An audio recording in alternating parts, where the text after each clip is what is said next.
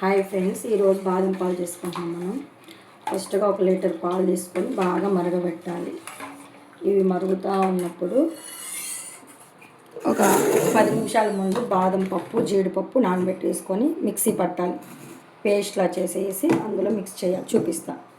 ఒక పావు లీటర్ పాలు తీసుకొని కస్టర్డ్ పౌడర్ ఒక 100 గ్రాములు తీసుకొని ఈ పాలలో మిక్స్ చేయాలి. ఇలా కొంచెం పాలు ఇలా బాగా మరిగించుకోవాలి. ఇది మరిగేటప్పుడు 4 కప్పులు షుగర్ వేసుకోవాలి.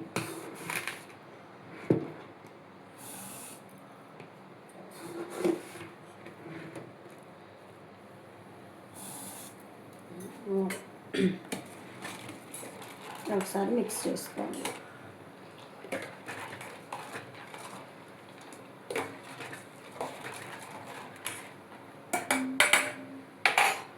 నెక్స్ట్ మనం చేసుకున్న పేస్ట్ ఉంది కదా, జీడిపప్పు, ఇది బాదం పప్పు పేస్ట్, ఈ పేస్ట్ వేసుకోవాలి ఇందులో.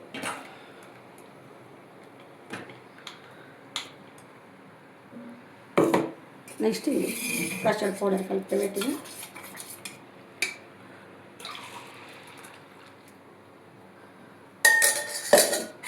మొత్తం బాగా మరగనిచ్చాలి.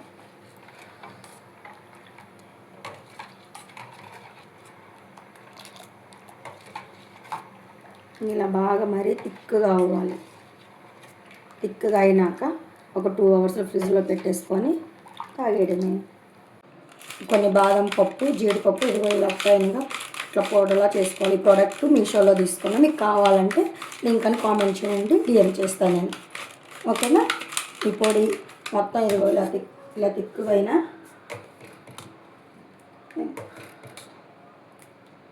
ఇలా థిక్గా బాదం పప్పు, జీడిపప్పు ఇలా వేసేసుకోవటం మొత్తం.